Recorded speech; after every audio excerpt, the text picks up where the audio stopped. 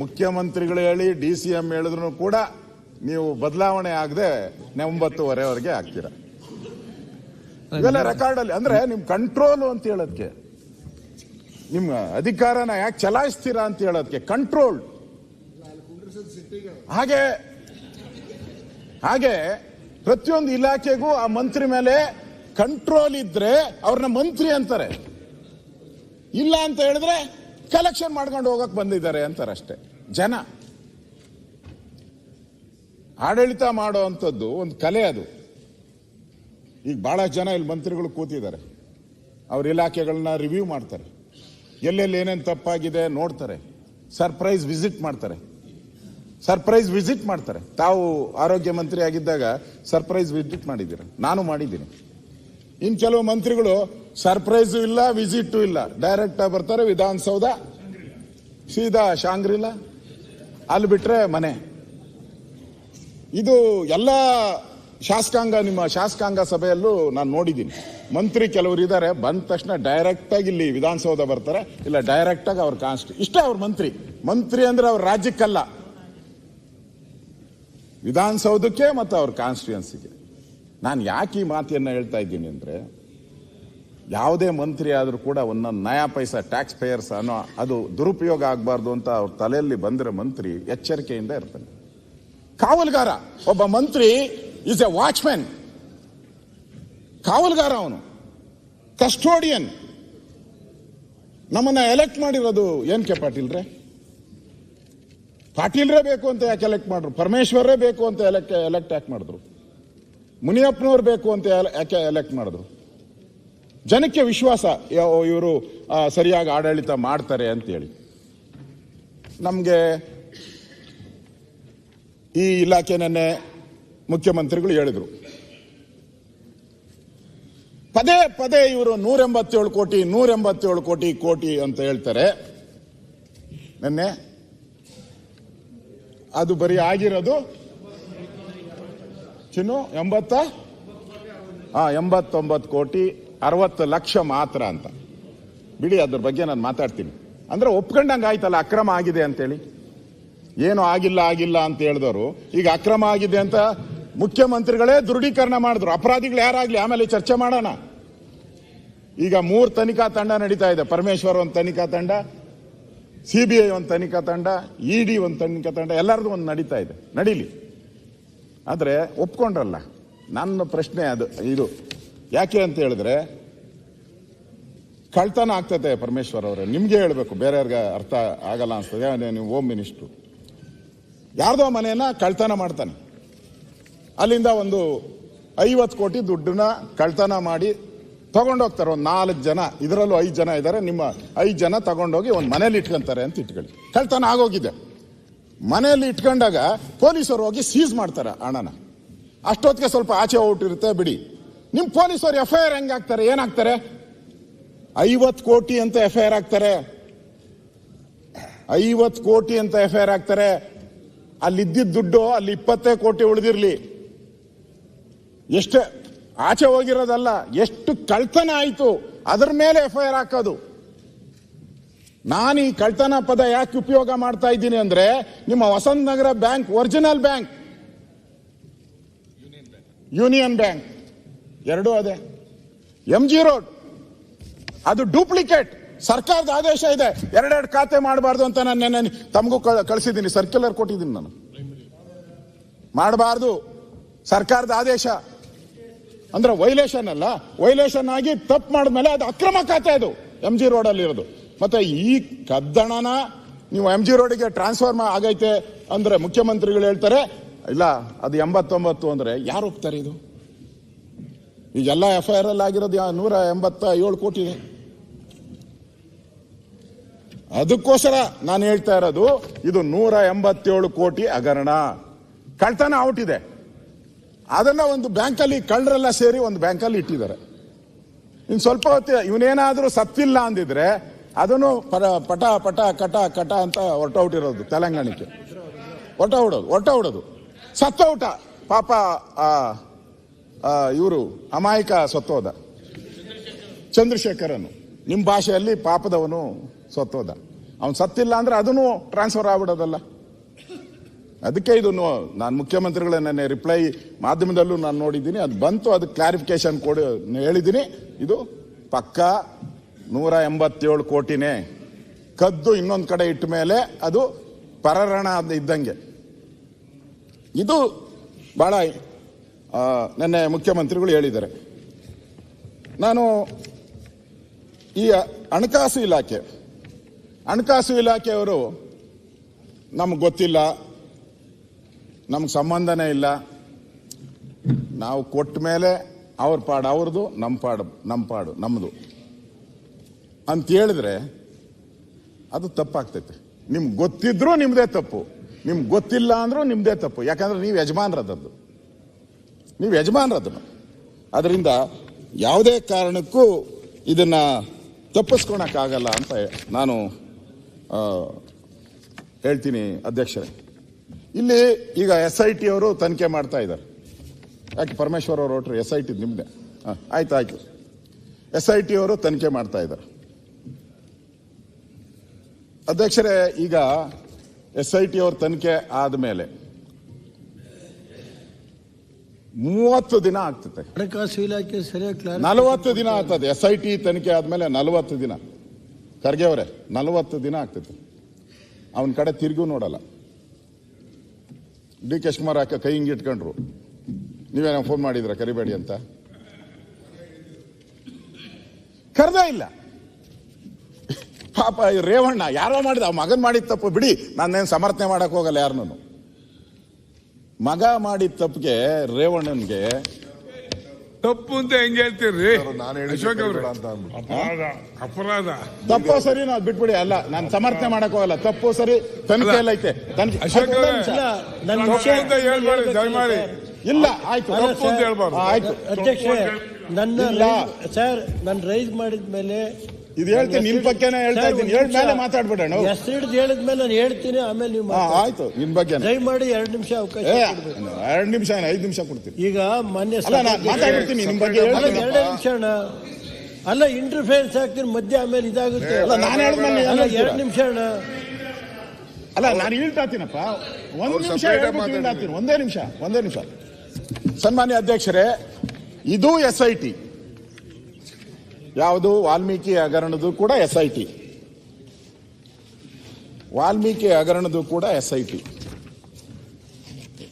ರೇವಣ್ಣವ್ರ ಕೇಸ್ಗೂ SIT. ಆಮೇಲೆ ಭವಾನಿ ರೇವಣ್ಣ ಅವ್ರಿಗೂ SIT. ನಮ್ಮ MLA ಇದಾರಲ್ಲ, ನಮ್ಮ ಹಾಸನ MLA ಪ್ರೀತಮ್ ex-MLA, ಅವರು SITನೇ. ಆ SIT ಅಂದ್ರೆ ಎಷ್ಟು ಸ್ಟ್ರಾಂಗ್ ಅಂತ ಹೇಳ್ತೀನಿ. ಸ್ಟ್ರಾಂಗ್ ಆದ 2 ದಿನಕ್ಕೆ ರೇವಣ್ಣನ ಮನೆ ಬೆಂಗಳೂರಲ್ಲಿ ಬಂದು 20 ಜನ ಪೊಲೀಸರು ಕಾಯ್ತಾ ಇದ್ರು. ಹೊಳೆ ನರಸೀಪುರದಲ್ಲಿ 20 ಜನ, ಹಾಸನದಲ್ಲಿ 20 ಜನ. ಆಗಿದ್ದು 2 ದಿನಕ್ಕೆ ಎತ್ಕೊಂಡೋಗಿ ಆಮೇಲೆ ಬಿಡಿ ಒಳಗಾಕಿದ್ರು, ಅದಾಯ್ತು.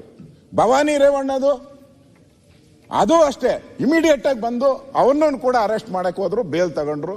ಅದು ಸುಪ್ರೀಂ ಕೋರ್ಟ್ ಎತ್ತಿಡ್ದಿದೆ.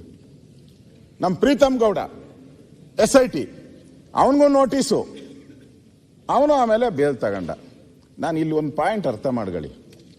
ಇವರೆಲ್ಲರೂ ಕೂಡ SIT ನೋಟಿಸ್ ಕೊಟ್ಟ ತಕ್ಷಣನೇ ಎಲ್ಲ ಭಯಭೀತರಾಗಿ ಕೋರ್ಟ್ ಹತ್ರ ಹೋಗಿ ಕದ ತಟ್ಟಿದ್ರು. ನ್ಯಾಯ ಕೊಡಿ ಅಂತ ಕೋರ್ಟ್ ಹತ್ರ ಹೋಗಿ ಕದ ತಟ್ಟಿದ್ರು. ಅಂದ್ರೆ ಅರೆಸ್ಟ್ ಮಾಡ್ಬಿಡ್ತಾರೆ, ನಮ್ಮನ್ನು ಒಳಕಾಕ್ಬಿಡ್ತಾರೆ, ಭಯ, ಫಿಯರ್. ಆದ್ರೆ ಇವರಿಬ್ಬರಿಗೆ ಯಾವ ಫಿಯರ್ ಇಲ್ಲಲ್ಲ. 30 ದಿನ ಆದ್ರೂ ಈ SIT ಅವ್ರು ಏನ್ ಮಾಡ್ತಾ ಇದ್ದಾರೆ? ಇಲ್ಲಿ 2 ಇದೆ. ಒಂದು SIT ಇದೆ, ಒಂದು SSIT ಇದೆ. SIT ಅಂತಂದ್ರೆ ಸ್ಪೆಷಲ್ ಇನ್ವೆಸ್ಟಿಗೇಟಿಂಗ್ ಟೀಮ್. SSIT ಅಂತಂದ್ರೆ ಸಿದ್ದರಾಮಯ್ಯ ಶಿವಕುಮಾರ್ ಇನ್ವೆಸ್ಟಿಗೇಷನ್ ಟೀಮ್. ಈಗ ಮತ್ತೆ ಮುಂದರ್ಸಿ SSIT ಇದು ಭಯ ಯಾರಿಗಿದೆ? ಅವರು ಮಾಡಿದ್ದಲ್ವಾ? SIT ಭಯ ಯಾರಿಗೂ ಇಲ್ಲ. ಆಯ್ತು, ED ಮತ್ತೆ CBI ತನಿಖೆ ಆಗ್ತದೆ. ಬನ್ನಿ ಈಗ ಮಾತಾಡಿ. ಮಾನ್ಯ ಅಧ್ಯಕ್ಷರೇ, ನಾನು ಬರ್ಕೊಂಡಿದ್ದೆ ಅದನ್ನ. ನಮ್ಮ ನಾಯಕರು ಹೇಳಿದ್ದಾರೆ. ಯಾರು ಹೇಳಿದ್ರು ಒಂದೇ, ಅವ್ರು ಹೇಳಿದ್ರು ಒಂದೇ, ನಾನು ಹೇಳಿದ್ರು ಒಂದೇ. ನಾನು ಅದಕ್ಕೆ ಶಿವಕುಮಾರ್ ಅವ್ರು ಕೇಳಿದೆ, ನೀವು ಕಾಂಗ್ರೆಸ್ ಅಧ್ಯಕ್ಷರಾಗಿ ಏನೇನು ಮಾಡಬೇಕು ಅದೆಲ್ಲನ ಹೆಂಗ್ ಮಾಡಬೇಕೋ ಮಾಡ್ತಾ ಇದ್ದೀರಾ. ಇಲ್ಲಿ ತನಿಖೆ ಎಲ್ಲವನ್ನು ಎಸ್ ಐ ಟಿ, ಅಲ್ಲೂ SIT, ಇಲ್ಲೂ SIT. ವ್ಯತ್ಯಾಸ ನೋಡಿ. ಆ ಇಬ್ಬರು ನಾನು ಅದನ್ನ ನಿನ್ನೆ ನಿಮಗೆ ಕೊಟ್ಟಿದ್ದೆ. ಆ ಇಬ್ಬರು ಫೋನಲ್ಲಿ ಮಾತಾಡಿರೋದು, ಪದ್ಮನಾಭು ಮತ್ತು ರೆಕಾರ್ಡಿಂಗ್ ಪರಮೇಶ್ವರ್. ಅವ್ರೇನು ಹೇಳಿದ್ದಾರೆ, ಇದಕ್ಕೆ ಅದು ಕನೆಕ್ಟ್ ಆಗ್ತೈತಿ. ಇದು CBI ಬಂದ್ರೆ ನಮಗೆ 2 ವರ್ಷ ಜೈಲು, ನಮ್ಮವರು ಬಂದ್ರೆ ಬಿಡುಗಡೆ, ಅಂದ್ರೆ ಆರಾಮಾಗಿ ಬರ್ಬೋದು ಅಂತ ಹೇಳಿದ್ದಾರೆ. ಅರ್ಥ ಆಯ್ತಲ್ಲ ನಾನು ಯಾಕೆ SIT ಬೇಡ ಇದು ಅಂತ ಹೇಳ್ತಾ ಇದ್ದೀನಿ. 30 ದಿನ 40 ದಿನ ಆದರೂ ಅವ್ರಿಗೆ ನೋಟಿಸ್ ಕೊಡಲ್ಲ. ಪ್ರತಿಭಟನೆ ಮಾಡಿದ್ಮೇಲೆ ಒಂದು ನೋಟಿಸ್ ಕೊಡ್ತೀರಿ. 8 ಅವರ್ ವಾಲ್ಮೀಕಿ ನಿಗಮದ ಬಗ್ಗೆ ಎನ್ಕ್ವೈರಿ 8 ಅವರ್ ಅವ್ರನ್ನ ಕೂತಿಸ್ಕೊಂತಾರೆ. ಏನು ವಾಲ್ಮೀಕಿ ರಾಮಾಯಣ ಓದಕ್ಕೆ ಕೂತಿಸ್ಕೊಂಡಿದ್ರೆ ಅವ್ರನ್ನ 8 ಅವರ್ ಓದ್ತಾ ನಗ್ನಗ್ತಾ ಓದ್ತಾರೆ, ನಗ್ನಗ್ತಾ ಬರ್ತಾರೆ. ರೇವಣ್ಣ ಅವರು ಓಡ್ತಾರೆ, ಏನು ಕೋರ್ಟ್ ಕಡೆ ಓಡಿ ಓದ್ತಾರೆ. ಬೇಲ್ ಬೇಲ್ ಬೇಲ್ ಬೇಲ್ ಅಂತಾರೆ. No bail. ಯಾರು ಹೇಳಿದ್ರು ಇದರಿಂದ ಯಾರು ಕೈವಾಡ ಐತೆ ಅಂದ್ರೆ SIT ಯಾವ ರೀತಿ ಫೇಲ್ಯೂರ್ ಆಗಿದೆ ಅಂತ. ಸನ್ಮಾನ್ಯ ಅಧ್ಯಕ್ಷರೇ, ಇದು ಈಗಾಗಲೇ ನಮ್ಮ ಸನ್ಮಾನ್ಯ ಉಪಮುಖ್ಯಮಂತ್ರಿಗಳು ಬೇಕು ಅಂದ್ರು ಬೇಡ ಅಂದ್ರೂ ಕೂಡ, ಅಣ್ಣ ಥ್ಯಾಂಕ್ ಯು ಶಿವಕುಮಾರ್ ಅವರು ಬೇಕು ಅಂದ್ರು ಬೇಡ ಅಂದ್ರು ಕೂಡ ಈಗಾಗಲೇ 3 ಕೋಟಿ ಮೇಲೆ ಏನೇ ಫ್ರಾಡ್ ಆದ್ರೂ ಬ್ಯಾಂಕ್ಗಳಲ್ಲಿ ಆಟೋಮೆಟಿಕ್ ಆಗಿ ಹೋಗ್ತೈತೆ, ಕಾನೂನು ಪ್ರಕಾರ ಹೋಗ್ತೈತೆ. ಏನು ಆರ್ಡರ್ ಬೇಕಾಗಿಲ್ಲ, ಸ್ಪೆಷಲ್ ಆರ್ಡರ್, ನೋ ಆರ್ಡರ್. ಅದು ಇವತ್ತಿಂದ ಅಲ್ಲ, ಬಹಳ ವರ್ಷಗಳ ಕಾಲದಿಂದನೂ ಇದೆ. ಮೋಸ್ಟ್ಲಿ ಕಾಂಗ್ರೆಸ್ ಇದ್ದಾಗೂ ಇತ್ತು. ಆಟೋಮೆಟಿಕ್ ಆಗಿ ಹೊರಟೋಗ್ತೈತೆ. ಅವ್ರ ವ್ಯಾಪ್ತಿ ಅದು, ಅವ್ರ ವ್ಯಾಪ್ತಿ ಪ್ರಕಾರ ಅವ್ರು ಕೆಲಸ ಮಾಡಿದ್ದಾರೆ. DK ಶಿವಕುಮಾರ್ ಅವರು ಹೇಳಿದ್ರು ಇಡಿ ಯಾರಯ್ಯ ಬರಕ್ಕೆ ಇಲ್ಲಿ ಅಂತ.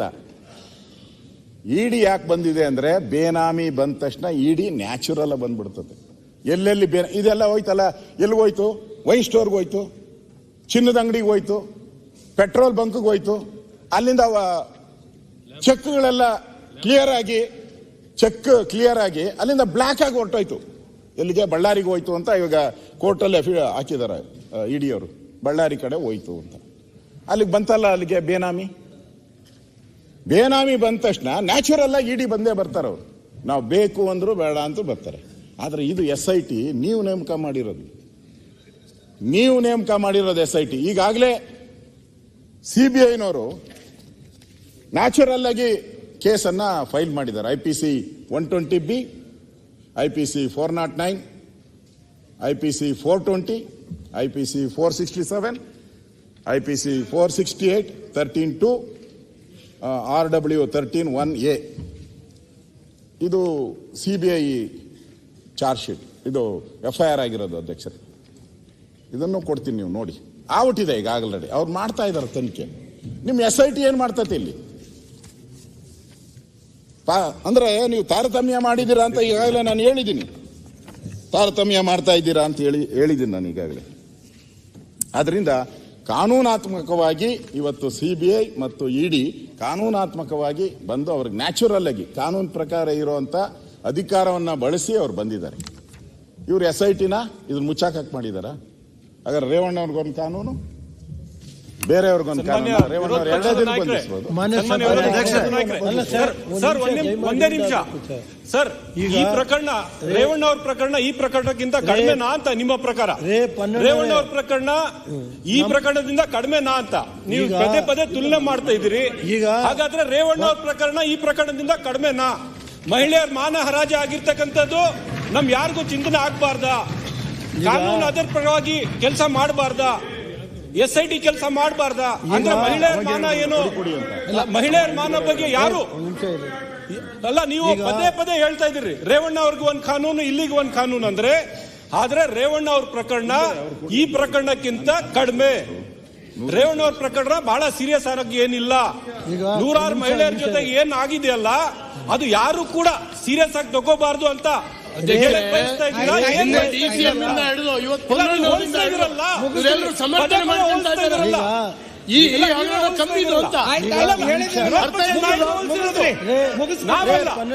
ನಾವಲ್ಲ ಸ್ವಾಮಿ, ಪಕ್ಷದ ನಾಯಕರು ಕಂಪೇರ್ ಮಾಡ್ತಾ ಇದಾರಲ್ಲ. ನೀವು ಕಂಪೇರ್ ಮಾಡಿರೋದು ಶಾಸಕರೇ 10 ಬಾರಿ ವಿರೋಧ ಪಕ್ಷದ ನಾಯಕರು ರೇವಣ್ಣ ಅವ್ರ ಪ್ರಕರಣ ಮತ್ತೆ ಈ ಪ್ರಕರಣಕ್ಕೆ ಕಂಪೇರ್ ಮಾಡಿಕೊಂಡು ಮಾತನಾಡ್ತಾ ಇದ್ದಾರೆ. ಅದಕ್ಕೆ ಹೇಳಕ್ ಬಯಸ್ತಾ ಇದ್ದೀನಿ ನಾನು, ಅದು ಜಾಸ್ತಿ ಇದು ಜಾಸ್ತಿ ಅಂತ ನಾನು ಹೇಳಕ್ ಹೊರಟಿಲ್ಲ. ಅವ್ರು ಹೇಳಿದ್ದಕ್ಕೆ ನಾನು ಪ್ರಶ್ನೆ ಕೇಳ್ತಾ ಇದ್ದೀನಿ. ಪ್ರಶ್ನೆ ಕೇಳ್ತಾ ಇದ್ದೀನಿ. ಕುತ್ಕೊಳ್ರಿ, ಹೇಳಿದ್ರಲ್ಲ ಮುತ್ಕೊಳ್ರಿ. ಮಾನ್ಯ ಒಂದು ನಿಮಿಷ ಇವರೇ ಈಲ್ಡ್ ಆಗ್ಬೇಕ್ರಿ. ಇಡೀ ಪ್ರಪಂಚಕ್ಕೆ ಮುಜುಗರ ಆಯ್ತು ಪ್ರಕರಣ. ಕರ್ನಾಟಕ ಬಹಳ ಆಳ ಹೋಯ್ತಿಲ್ಲಿ. ಅದಕ್ಕಿಲ್ಲ ನಿಮ್ಗೆ ಅಲ್ರಿ ಅವ್ರು ಮಾತ್ರ ಪ್ರಕರಣ ಕಡಿಮೆ ನಿಮ್ಮದೆಲ್ಲ ಶ್ರೀರಾಮಚಂದ್ರರು ಅಲ್ಲ, ಕೂತ್ಕೊಳ್ಳಿ. ಶ್ರೀರಾಮಚಂದ್ರರು 2 ನಿಮಿಷ ಕೂತ್ಕೊಳ್ಳಿ. ಒಂದು ಸ್ವಲ್ಪ ಇರ್ರಿ ಆಯ್ತು. ಅಲ್ಲ, ಈಗ ವಿರೋಧ ಪಕ್ಷದ ನಾಯಕರು ಮಾತಾಡ್ತಾ ಇದಾರ, ಅವ್ರು ಅದನ್ನ ಆಧರಿಸಿ ಹೇಳಿದ್ರು. ರೇವಣ್ಣ ಅವ್ರ ಇರ್ರಿ, ನನಗೆ ಗೊತ್ತಿದೆ ನಿಮ್ ಬಂಡವಾಳ ಏನು ಅಂತ. ಅಲ್ರಿ, ಇರ್ರಿ ನಾನು ಮಾತಾಡ್ತೀನಿ. ಅಲ್ಲಲ್ಲ, ಈಗ ಅವ್ರು ಮಾತಾಡ್ತಾ ಇದ್ದಾರೆ, ಅವ್ರು ಮಾತಾಡ್ತಾ ಇದ್ದಾರೆ. ಆಯ್ತು, ಅಧ್ಯಕ್ಷರೇ, ಹಣ ಹೋಗಿದೆ, ಹಣ ಬರುತ್ತೆ, ಮಾನ ಬರುತ್ತಾ? ಆಯ್ತು, ಮಾನ ವಾಪಸ್ ಇವರು ಅದ್ರ ಬಗ್ಗೆ ತನಿಖೆ ನಡೀತಾ ಇದೆ. ಕರ್ನಾಟಕ ಇವರು ಮಂತ್ರಿ ದಾರಿ ತಪ್ಪಿಸಬೇಡಿ. ಅದ್ರ ಬಗ್ಗೆ ಮಾತಾಡ್ಲಿಲ್ಲ. ಅಲ್ಲಲ್ಲ, ಈಗ ಸಭಾಧ್ಯಕ್ಷರೇ ಅಲ್ಲ, ಅವ್ರು ಮಾತಾಡ್ತಾ ಇದ್ದಾರೆ. ನೀವು ಸಮರ್ಥಿಸಲಿಕ್ಕೆ ಹೋಗ್ಬೇಡಿ. ಬಹಳ ಅಲ್ಲ, ನೀವು ನಾಯಕರು ಆಮೇಲೆ ಸಮಸ್ಯೆ ಮಾಡೋ ಉತ್ತರ ಕೊಡ್ರಿ. SIT ಅವರು ತನಿಖೆ ಮಾಡಿ ಆರೋಪಿ ಬಂದ್ರೆ ತಪ್ಪ. ಸನ್ಮಾನ್ಯ ಅಧ್ಯಕ್ಷರು, ಸನ್ಮಾನ್ಯ ಅಧ್ಯಕ್ಷರೇ, ಅವ್ರು ಮಾತಾಡಕತ್ತಾರೆ. ಅಲ್ಲ, ಅವ್ರು ಮಾತಾಡಕತ್ತಾರೆ. ಕೊಡ್ತಾ ಇಲ್ವಲ್ಲ ಯಾವ ಎದ್ದಿದ್ಕೊಂಡು ಅವ್ರು ಮಾತಾಡಕತ್ತಾರೆ. ಒಂದ್ ಸ್ವಲ್ಪ ಅಲ್ಲ, ನೀವು ಕೂತ್ಕೊಳ್ರಿ, ಅವ್ರು ಮಾತಾಡ 2 ನಿಮಿಷ ಕೂತ್ಕೊಳ್ರಿ. ನೀವು ಕೂತ್ಕೊಳ್ರಿ ಈಗ ನೀವು ಕೂತ್ಕೊಳ್ಳಿ ಸರ್. ಈಗ ವಿರೋಧ ಪಕ್ಷ ಬಹಳ ಅಲಜಾದಾಗ ಮಾನ್ಯ ಅಧ್ಯಕ್ಷೆ ಕಾಪಾಡಲೇರು. ಈಗ ನಾನು ಈಲ್ಡ್ ಆಗಿಲ್ಲ ಅಧ್ಯಕ್ಷೆ, ದಯಮಾಡಿ ನನ್ಗೆ ಅವಕಾಶ ಕೊಡಬೇಕು. ನನ್ನ ಹೆಸರು ಹೇಳಿದ ಮೇಲೆ ನಾನು ಮಾತಾಡಕ್ ನನ್ಗೆ ಹೇಳ್ತೀನಿ. ನನಗೆ ಮಾತಾಡಪ್ಪ ನೀನು ಈ ಕಡೆ ಮಾತಾಡು. ಮಾನ್ಯ ಅಧ್ಯಕ್ಷ, ನೀವು ಕೂತ್ಕೊಳ್ರಿ, 2 ನಿಮಿಷ ಅವ್ರು ಮಾತಾಡಿ ಹೇಳಿ. ಮಾನ್ಯ ಅಧ್ಯಕ್ಷೆ, ನನ್ನ ಹೆಸರನ್ನು ಹೇಳಿದ್ದಾರೆ. ಈಗ 12ರಷ್ಟು ನನಗೆ ಆರ್ಗ್ಯುಮೆಂಟ್ ಮಾಡೋ ಶಕ್ತಿ ಇಲ್ಲ. ನಾನು ಹೇಳೋದು ಅಲ್ಲ ಅಲ್ಲ ಅಲ್ಲ ಅಲ್ಲ ನಾರಾಯಣ ಸ್ವಾಮಿ ಅವರು ರಿಜ್ವಾನೇ ಇರ್ಬೋದು. ಈಗ ನನಗೆ ಗೊತ್ತಿಲ್ಲ ಅಷ್ಟೊಂದು. ಪಾಪ ಮಾನ್ಯ ಸಭಾಧ್ಯಕ್ಷೆ, ನಾನು ಹೇಳೋದು ನನ್ನ ಮಗ ತಪ್ಪು ಮಾಡಿದರೆ ಗಲ್ಲಿಗೆ ಹಾಕಿ ನಾನು ಬೇಡ ಅಂತ ಅನ್ನಲ್ಲ. ನಾನು ಹೇಳೋದು ಇಷ್ಟೇ, ಒಂದು 2 ನಿಮಿಷ. ನಾನು ವಹಿಸ್ಕೊಳಕ್ಕೆ ಬಂದಿಲ್ಲ, ಇಲ್ಲಿ ಚರ್ಚೆ ಮಾಡೋಕ್ಕೆ ಬಂದಿಲ್ಲ. ನನ್ನ ಮೇಲೆ ಕಳೆದ 25 ವರ್ಷ ನಾನು ರಾಜಕೀಯ ಶಾಸಕನಾಗಿ ಕೆಲಸ ಮಾಡಿದ್ದೀನಿ. 40 ವರ್ಷ ರಾಜಕೀಯ ಜೀವನದಲ್ಲಿದ್ದೀನಿ. ಮಾನ್ಯ ಸಭಾಧ್ಯಕ್ಷೆ, ನನ್ನ ಮೇಲೆ ಯಾರೋ ಹೆಣ್ಮಗುರು ಕರ್ಕೊಂಬಂದು DG ಆಫೀಸ್ನಲ್ಲಿ DG ಬರೆಸ್ಕೊತಾನೆ ಕಂಪ್ಲೇಂಟ್ ಅಂದರೆ ಅವ್ನು DG ಆಗಕ್ಕೆ ನಾಲಾಯಕೇನ್ರಿ? Unfit to the DG. ಇಲ್ಲಿ ಯಾಕೆ ಕೊಡ್ತಾರೆ ಅಧ್ಯಕ್ಷರೇ?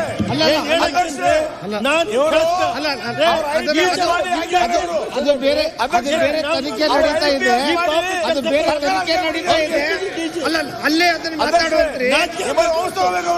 ಹೇಳ್ತೀನಿ.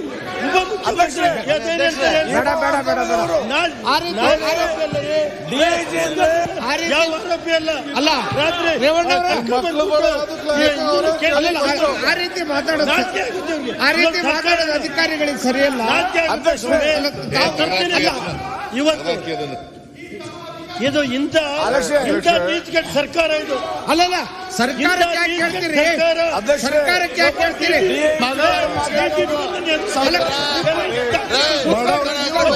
ನೀಚೆಗೆಟ್ಟು ಕೆಲಸ ಮಾಡಿ ಮಗ ಕೆಲಸ ಮಾಡಿ.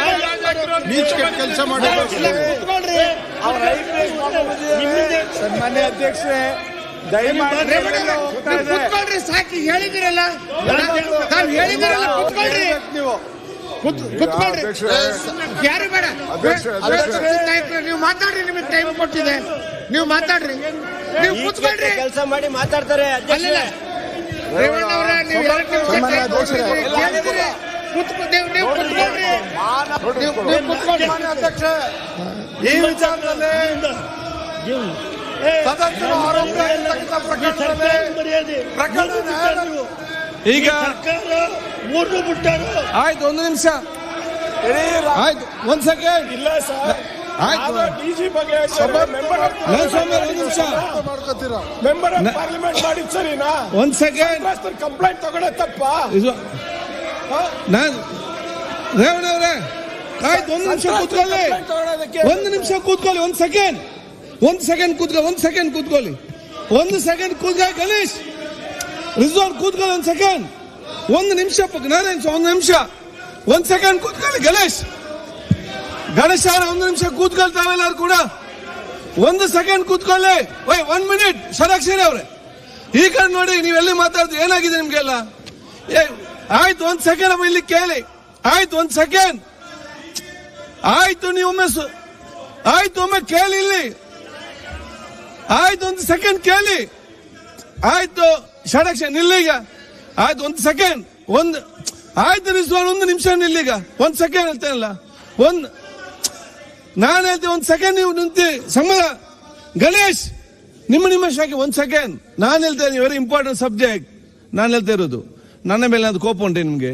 ಅಲ್ಲಿ ಹೋದ ತಕ್ಷಣ ನೀವು ಗಲಾಟೆ ಮನೆ ಕೂತ್ಕೊಳ್ಳಿಕ್ಕಿಲ್ಲ ಅಲ್ಲಿ 5 ನಿಮಿಷ ಹೋಗಿ ಕೂಡ, ಪ್ರತಿ ಸಲ ಕೂಡ. ದಯವಿಟ್ಟು ಅವ್ರ ಪ್ರತಿಭೆಗೆ ಮಾತಾಡಿ, ನೀವು ಕೂತ್ಕೊಳ್ಳಿ, ಮಾತಾಡಿ. ಆಯ್ತು ಸ್ವಲ್ಪ ಕಂಟಿನ್ಯೂ ಕೂತ್ಕೊಳ್ಳಿ ಪ್ಲೀಸ್. ಆಯ್ತು ಪ್ಲೀಸ್ ಅಧ್ಯಕ್ಷರೇ, ಒಂದ್ ಸೆಕೆಂಡ್ ಕ್ಲೋಸ್ ಮಾಡೋಣ. ನಾನು ಮಾತಾಡ್ಬೇಕಾಗುತ್ತೆ. ಒಂದ್ ನಿಮಿಷ ಮಾತಾಡ್ತೀನಿ, ಒಂದೇ ಒಂದ್ ನಿಮಿಷ. ಅಧಿಕಾರಿಗಳ ಮೇಲೆ ಆರೋಪ ಮಾಡ್ತಾ ಇದ್ದಾರೆ. ಇರ್ಲಿ, ಅವ್ರಿಗೆ ಹಕ್ಕು. ಇರ್ರಿ, ಒಂದು ನಿಮಿಷ ಕೊಡ್ತೇನೆ. ಈಗ ಒಂದ್ ನೋಟಿಸ್ ಕೊಡ್ಸಿ, ಕೊಡುವ ನೋಟಿಸ್ ಕೊಟ್ಟು ಚರ್ಚೆಗೆ ಅವಕಾಶ ಕೊಡಿ. ಪಾಪ ಬಹಳ ಅನ್ಯಾಯ ಆಗಿತ್ತು ಅಂದ್ರೆ, ಯಾರು ಅನ್ಯಾಯ ಆಗಿತ್ತು ಅಂದ್ರೆ ಆಯ್ತು, ಅದು ಸಬ್ಜೆಕ್ಟ್ ಅವಕಾಶ ಕೊಡಿ. ಪಾಪ ಅದು ಸಬ್ಜೆಕ್ಟ್ ಬೇರೆ, ಈಗ ಈ ಸಬ್ಜೆಕ್ಟ್ ಬರಲಿ. ಆಯ್ತು, ರೈಟಿಂಗ್ ಅಲ್ಲಿ ಕೊಡಿ, ಚರ್ಚೆ ಕೊಡುವ. ಈಗ ಪ್ರತಿಪಕ್ಷ ನಾಯಕರು ಚರ್ಚೆ ಮಾಡೋಣ. ಆಯ್ತು, ಕೊಡ್ತೀನಿ ಬಿಡಿ. ಒಂದ್ ಸೆಕೆಂಡ್ ಕೂತ್ಕೊಳ್ಳಿ. ಈಗ ಒಂದ್ ಸೆಕೆಂಡ್ ಕೇಳ್ತೇನೆ. ವಿಚಾರ ಎಲ್ಲ ಕರೆಕ್ಟ್ ಇದೆ, ನೀವು ಹೇಳ್ದೆಲ್ಲ ಸರಿ ಇದೆ, ಕಾನೂನು ಪ್ರಕಾರ ಎಲ್ಲ ಕರೆಕ್ಟ್. ಈಗ ಮಾತಾಡಿ ಸನ್ಮಾನ್ಯ ಅಧ್ಯಕ್ಷರೇ. ನೆಕ್ಸ್ಟ್ ಮಾತಾಡಿ. ಒಂದ್ ಸೆಕೆಂಡ್ ಆಯ್ತು, ಒಂದ್ ಸೆಕೆಂಡ್ ಮಾತಾಡಿ. ಅಲ್ಲ, ಒಂದು ಉತ್ತರ ಕೊಡೋದು ಮತ್ತೆ ಮಾತಾಡ್ತೇನೆ. ಹೊನ್ನನವ್ರು ಹೇಳ್ತೇನೆ ನಾನೀಗ. ಇವ್ರದೊಂದು ಮುಗಿಲಿ, ಈಗ ಇದೊಂದು ಮುಗಿಲಿ. ಸನ್ಮಾನ್ಯ ಅಧ್ಯಕ್ಷರೇ, ಅಲ್ಲ ಸಬ್ಜೆಕ್ಟ್ ಬೇರೆ ಅವ್ರೆ, ಸೆಲೆಕ್ಟಿವ್ ಆಗಿ ಸಬ್ಜೆಕ್ಟ್ ಬೇರೆ. ನೀವು ಮಾತಾಡಿ. SIT ಅಂತ ಇದ್ದಾರೆ. ಸನ್ಮಾನ್ಯ ಅಧ್ಯಕ್ಷರೇ, ಇಡಿ ಬಗ್ಗೆ ನಾನು ಯಾಕೆ ವಿಚಾರ ಸುಮ್ಮನೆ ನಾನು ಕಂಪ್ಯಾರಿಸನ್ ಮಾಡಿದೆ ಅಷ್ಟೇ. ನಾನೇನು ಡೀಟೈಲ್ ಏನು ಹೋಗ್ತಾ ಇಲ್ಲ. ಇದ್ರ ಆಯ್ತು, ಕಂಟಿನ್ಯೂ ಮಾಡಿ. ಕಂಪ್ಯಾರಿಸನ್ ಮಾಡಿದೆ ಅಷ್ಟೇ. ಅಲ್ಲ, ನೀವು ಬೇರೆ ಬೇರೆ ಹೆಸರಲ್ಲಿ ಸಮಸ್ಯೆ ಬರ್ತದೆ. ಈಗ ಇಲ್ಲಿ ಇದು ಸೆಪ್ಟೆಂಬರ್ ತಿಂಗಳಲ್ಲಿ ಕ್ರಿಯಾಯೋಜನೆ ಆಗ್ತೈತೆ. ನೆನ್ನೆನೆ ನಿಮಗೆ ನಾನು ದಾಖಲೆಗಳನ್ನ ಕೊಟ್ಟಿದ್ದೀನಿ. ಸೆಪ್ಟೆಂಬರ್ ತಿಂಗಳಲ್ಲಿ ಈ ಇದು ST ವಾಲ್ಮೀಕಿ ನಿಗಮದ ಯಾರ್ಯಾರಿಗೆ ಹಣ ಕೊಡಬೇಕು, ಯಾರ್ಯಾರು ಫಲಾನುಭವಿಗಳಿಗೆ ಸೇರಬೇಕು, ಆ ದುಡ್ಡು ಅವ್ರಿಗೆ ರಿಲೀಸ್ ಆಗಬೇಕು, ಇದೆಲ್ಲನೂ ಕೂಡ ಸೆಪ್ಟೆಂಬರ್ ಅಲ್ಲೇ ತೀರ್ಮಾನ ಆಗುತ್ತೆ. ಆದರೆ ಜುಲೈ 2023-24 ಸಾಲಿನ ಜುಲೈ ಆಯವ್ಯಯದಲ್ಲೇ ಕೂಡ ಇವತ್ತು ಸುರೇಶ್ ಕುಮಾರ್ ಏನ್ ಮಾತಾಡಿದ್ದಾರೆ, ಸಿದ್ದರಾಮಯ್ಯ ಶಿವಕುಮಾರ್ ಇನ್ವೆಸ್ಟಿಗೇಷನ್ ಟೀಮ್ ಅಂತ, that also should be taken out of the record. ನಾನು ಕೇಳ್ತಾ ಇದ್ದೀನಿ, I am appealing. I know what is the law. ನನಗೂ ಗೊತ್ತಿದೆ ಈ ರಾಜ್ಯದ ಏನು ಅಸೆಂಬ್ಲಿ ಕಾನೂನು ಏನಿದೆ. I am requesting it. They can't tell this as A Siddaramaiah Shivakumar that is A investigation body. ಅದಕ್ಕೆ ಅವ್ರದೇ ಆದಂತ. ನೀವು CBI ಬಗ್ಗೆ ಹೇಳಿದಿರಲ್ಲ, ನೀವು CBI ಬಗ್ಗೆ ಹೇಳಿದಿರಲ್ಲ. ಆಯ್ತು, ಈಗ ತಾವೇ ಚೋರ್ ಬಗ್ಗೆ ನೀವು ಹೇಳಿದಿರಲ್ಲ. ಈಗ ಸಬ್ಜೆಕ್ಟ್ ಬಿಟ್ಟು ಅವ್ರು ಹೇಳಿದ್ರೆ ನಾನು ನೋಡ್ತಾ ಇದ್ದಾನೆ. ಆಯ್ತು, ನೀವು ಕೂತ್ಕೊಳ್ಳೋ ಅಶ್ವಥ್ ನಾರಾಯಣ್ ಎಲ್ಲ ಪಾಪ ಆನಂದಿಸ್ತರು. ಆಗ ನೆಕ್ಸ್ಟ್ ಮಾತಾಡ್ಲಿಕ್ಕೆ ಕೊಡುವ, ನಿಮಗೆ ಮಾತಾಡ್ಲಿಕ್ಕೆ ಕೊಡುವ. ಎಲ್ಲ ಬಹಳ ಸಂತೋಷ ಪಟ್ಟು ಈಗ ಇದ್ದಕ್ಕಿದ್ದಾಗೆ ಕೆಲವುದಕ್ಕೆ ದೇವರಾಜ ಕಂಟಿನ್ಯೂ ಮಾಡಿ. ಅದಕ್ಕೂ ರಿಯಾಕ್ಟ್ ಮಾಡಿ. ಯಾಕೆ ಸ್ವೀಕರಿಸಿದ್ರು ಅದಕ್ಕೆ 69 ಕೊಟ್ಟಿದ್ದಾರೆ. ಬಹಳ ಸಂತೋಷ. ನೀವು ಕಂಡು ಅವ್ರು ಸ್ಟಾಪ್ ಮಾಡಿದ್ರೆ ನೀವು ಕಂಟಿನ್ಯೂ ಮಾಡಿ. ಸನ್ಮಾನ್ಯ ಅಧ್ಯಕ್ಷರೇ, ಇದು ಸೆಪ್ಟೆಂಬರ್ ತಿಂಗಳಲ್ಲೇ ಕ್ರಿಯಾ ಯೋಜನೆ ಆಗ್ತೈತೆ. ನೀವು ಸೆಪ್ಟೆಂಬರ್ ತಿಂಗಳಲ್ಲೇ ಒಂದು ಕ್ರಿಯಾ ಯೋಜನೆ ಆದೇಶ ಹೊರಡಿಸ್ತಾರೆ. ಸೆಪ್ಟೆಂಬರ್ ತಿಂಗಳಲ್ಲಿ ಮುಖ್ಯಮಂತ್ರಿಗಳು ಇಲಾಖೆಯಲ್ಲಿ ಸೆಪ್ಟೆಂಬರ್ ತಿಂಗಳಲ್ಲೇ ಒಂದು ಕ್ರಿಯಾ ಯೋಜನೆ ಹೊರಟಿದೆ. ಕ್ರಿಯಾ ಯೋಜನೆಯಲ್ಲಿ ಯಾರ್ಯಾರು ಕೊಡಬೇಕು ಅನ್ನೋದನ್ನು ಕೂಡ ಡ್ರಾಫ್ಟ್ ಆಗಿದೆ. ಅದನ್ನು ಕೂಡ ಸರ್ಕಾರ ಅನುಮೋದನೆ ಮಾಡಿದೆ. ಆರ್ಡರ್ನು ಇಶ್ಯೂ ಮಾಡಿದ್ದೀರಾ. ಸರ್ಕಾರನು ಕೂಡ 23-24 ಆರ್ಡರ್ ಇಶ್ಯೂ ಆಗಿದೆ. ಆ ಕಾಪಿ ಇಲ್ಲಿದೆ ನಿಮಗೆ. ಆ ಆರ್ಡರ್ ಇಶ್ಯೂ ಆಗಿ ಸರ್ಕಾರ ಹಣ ಬಿಡುಗಡೆ ಮಾಡಿ 5 ತಿಂಗಳಾಗ್ತೈತೆ. 5 ತಿಂಗಳಾದ್ರೂ ಕೂಡ ಇಲಾಖೆಯ ಸೆಕ್ರೆಟರಿ ಅವರು ಯಾಕೆ ರಿವ್ಯೂ ಮಾಡಿಲ್ಲ? ಪ್ರತಿ 2 ತಿಂಗಳಿಗೊಂದ್ಸರಿ, ಪ್ರತಿ 2 ತಿಂಗಳು ನಾನು ಅಲ್ಪ ಸ್ವಲ್ಪ ಇಲಾಖೆಯಲ್ಲಿ ನಾನು ಕೆಲಸ ಮಾಡಿದ್ದೀನಿ, ಒಂದು 4-5 ಇಲಾಖೆಯಲ್ಲಿ. ನನಗೆ ರೂಲ್ಸ್ ಪ್ರಕಾರ 2 ತಿಂಗಳಿಗೊಂದ್ಸರಿ ನಮ್ಮ ಸೆಕ್ರೆಟರಿ ಅವರು, ಕನ್ಸರ್ನ್ ಸೆಕ್ರೆಟರಿ ಅವರು, ಕಾರ್ಯದರ್ಶಿಗಳು ಒಂದು ಪ್ರಗತಿ ಪರಿಶೀಲನಾ ಸಭೆ ಮಾಡುವಂಥದ್ದು ಅಭ್ಯಾಸ. ಎಲ್ಲರೂ ಮಾಡ್ತಾರೆ. KDP ತಾವು ಎಲ್ಲ ಮಾಡಿದ್ದೀರಾ, ತಾಲೂಕ್ ಲೆವೆಲಲ್ಲಿ ಎಲ್ಲ ಕಡೆ ಮಾಡಿ. ಈ 5 ತಿಂಗಳಾದ್ರೂ ಕೂಡ ಆ ಇಲಾಖಾ ಸೆಕ್ರೆಟರಿಗಳು 2 ತಿಂಗಳಿಗೊಂದ್ಸರಿ ಮಾಡಿ. KDPಯಲ್ಲಿ ಯಾಕೆ ಮಾಡಿಲ್ಲ? ಹಣ ಬಿಡುಗಡೆ ಮಾಡಿದಿರಿ, ದಲಿತರಿಗೆ ಕೊಟ್ಟಿದ್ದೀರಿ, ಆ ST ಜನಾಂಗಕ್ಕೆ ಕೊಟ್ಟಿದ್ದೀರಿ. ಏನಪ್ಪ ಅದು ಎಷ್ಟು ರೀಚ್ ಆಯಿತು? ನಮ್ಮ ಪಟ್ಟಿ ಕೊಟ್ಟಿದ್ದೀರಲ್ಲ ಇಷ್ಟು ಜನಕ್ಕೆ, ಅದರಲ್ಲಿ ಎಷ್ಟು ಜನಕ್ಕೆ ಕೊಟ್ಟಿದ್ದೀರಾ? ಅದಕ್ಕೆ 50% ಮಾಡಿದ್ದೀರಾ, 80% ಮಾಡಿದ್ದೀರಾ, 90% ಅಚೀವ್ ಇಲ್ಲ 100% ಮಾಡಿದ್ದೀರಾ? Very good. ಮೊನ್ನೆ ಮುಖ್ಯಮಂತ್ರಿಗಳು ಸಭೆ ಮಾಡಿದ್ದಾರೆ ಎಲ್ಲ ಸೆಕ್ರೆಟರಿಗಳು. ಚೀಮಾರಿ ಹಾಕಿದ್ದಾರೆ. ಯಾಕೆ ನೀವು ಕಂಪ್ಲೀಟ್ ಮಾಡಿಲ್ಲ? ಕೆಲವರು ಕಡಿಮೆ ಮಾಡಿದ್ದಾರೆ, 30%, 20%, ಅವರಿಗೆಲ್ಲ ಚೀಮಾರಿ ಹಾಕಿದ್ದಾರೆ. ಹಾಗೆ ಈಗ ಇಲಾಖೆ ಸೆಕ್ರೆಟರಿ ಏನಾನ ಮನ್ಸು ಮಾಡಿ 2 ತಿಂಗಳಿಗೆ ಮಾಡಿದ್ರೆ, ಪಾಪ ಅವನು ಯಾರೋ ದಲಿತ ತಳ್ಳೋ ಗಾಡಿ ಬರ್ತೈತೆ ಅಂತ ಅರ್ಜಿ ಕೊಟ್ಟು ಸ್ಯಾಂಕ್ಷನ್ ಔಟ್ ಐತೆ. ಅರ್ಜಿ ಅಲ್ಲ, ಸ್ಯಾಂಕ್ಷನ್ನು ಔಟ್ ಐತೆ ಅವನಿಗೆ. ತಳ್ಳೋ ಗಾಡಿ ಬರ್ತೈತೆ ನನ್ನ ಜೀವನ ಮಾಡ್ಕೊಳ್ಳೋಣ ಅಂತ ಕೂತಿದ್ನಲ್ಲ, ಅವನಿಗೆ ರೀಚ್ ಆಗಲೇ ಇಲ್ಲಲ್ಲ ದುಡ್ಡು. ಫೇಲ್ಯೂರ್ ಅಲ್ವಾ ಇದು ಇಲಾಖೆದು? ನನಗೆ ಬರಲ್ಲ ಅಂತಾರೆ. ಆಮೇಲೆ ಪ್ರತಿ ತಿಂಗಳು ರಾಜ್ಯವಾರು ಇಲಾಖೆಯ KDP ಸಭೆ ಮುಖ್ಯ ಕಾರ್ಯದರ್ಶಿಗಳ ನೇತೃತ್ವದಲ್ಲಿ ಮಾಡಬೇಕು. ಸ್ಟ್ಯಾಟಿಸ್ಟಿಕ್ ಇಲಾಖೆ, ಸಾಂಖ್ಯಿಕ, ಅವರು ಯಾವ್ಯಾವ ಸ್ಕೀಮಲ್ಲಿ, ಈ ಸ್ಟ್ಯಾಟಿಸ್ಟಿಕ್ ಇಲಾಖೆ ಯಾವ್ಯಾವ ಸ್ಕೀಮಲ್ಲಿ ಯಾರ್ಯಾರಿಗೆ ಎಷ್ಟೆಷ್ಟು ಕೊಟ್ಟಿದ್ದೀರಿ ಅಂತ ಅವರು ಚೀಫ್ ಸೆಕ್ರೆಟರಿ ಅವರಿಗೆ ಮಾಹಿತಿ ಕೊಡಬೇಕು. ಚೀಫ್ ಸೆಕ್ರೆಟರಿ ಅವರು ಯಾವ್ಯಾವ ಸ್ಕೀಮಲ್ಲಿ ಎಷ್ಟೆಷ್ಟು ಹಣ ಯಾರ್ಯಾರಿಗೆ ಹೋಗಿದೆ, ಎಷ್ಟು ಜನಕ್ಕೆ ರೀಚ್ ಆಗಿದೆ, ಈ ಮಾಹಿತಿಯನ್ನು ಕೊಡಬೇಕು. ಯಾಕೆ ಚೀಫ್ ಸೆಕ್ರೆಟರಿ ಅವರು ಮಾಡಲಿಲ್ಲ? ವರದಿ ತಗೊಂಡಿದ್ರೆ ಈ ಅನಾಹುತ ಅವಾಗೆ ಈಚೆ ಬಂದ್ಬಿಡೋದಲ್ಲ. ಆಮೇಲೆ ಇನ್ನೊಂದು ಬಹಳ ಇಂಪಾರ್ಟೆಂಟು ಮುಖ್ಯಮಂತ್ರಿಗಳೇ, ತಮಗೆ ಬರೋವಂಥದ್ದು, ತಾವು ದುಡ್ಡು ಕೊಟ್ರಿ ಆಗೋಯ್ತು, ಇನ್ನೊಂದು ಬಡ್ಜೆಟ್ ಮಾಡ್ತೀರಾ, ಆಮೇಲೆ ಸೆಕೆಂಡ್ ಬಡ್ಜೆಟ್ ಮಾಡ್ತಾರೆ, ಇನ್ನೊಂದು ಮಾಡ್ತಾರೆ. ಅವಾಗ ಈ ಸೆಕ್ರೆಟರಿಗಳು ಅಷ್ಟೊತ್ತಿಗೆ ಎಲ್ಲ ಕಡೆ ಅವರವರ ಅಧಿಕಾರಿಗಳನ್ನ ಕರೆದು ರಿವ್ಯೂ ಮಾಡಿರ್ತಾರೆ. ಏನಪ್ಪ ನಿನ್ನ ಅಚೀವ್ಮೆಂಟ್ ಏನು? ಈ ಸರಿ ನಾನು ಮುಖ್ಯಮಂತ್ರಿಗಳಿಗೆ ಕನ್ವಿನ್ಸ್ ಮಾಡಬೇಕು, ಫೈನಾನ್ಷಿಯಲ್ ಕ್ರೈಸಿಸ್ ಇದೆ, ದುಡ್ಡು ನಾವು ತಗೊಬೇಕು, ಯಾಕೆ ತಗೊಬೇಕು, ಎಷ್ಟು ಕೊಟ್ಟಿದ್ರಾ, ಏನು ಅಚೀವ್ ಮಾಡಿದ್ರಾ, ಎಷ್ಟೆಷ್ಟು ದುಡ್ಡು ಎಲ್ಲೆಲ್ಲಿ ರೀಚ್ ಆಗಿದೆ ಅಂತ ಮುಖ್ಯಮಂತ್ರಿಗಳಿಗೆ ಮನವರಿಕೆ ಮಾಡಿಕೊಡ್ಬೋದು. ಸರ್, ನಮ್ಮ ಇಲಾಖೆ ಈ ಥರ ಬಡವರಿಗೆ ಇಷ್ಟು ಅಚೀವ್ ಮಾಡಿದಿರಿ, ಈ ಸರಿ ನಮಗೆ ಗ್ರ್ಯಾಂಟ್ ಜಾಸ್ತಿ ಕೊಡಿ ಅಂತ ಕೇಳಬೇಕು.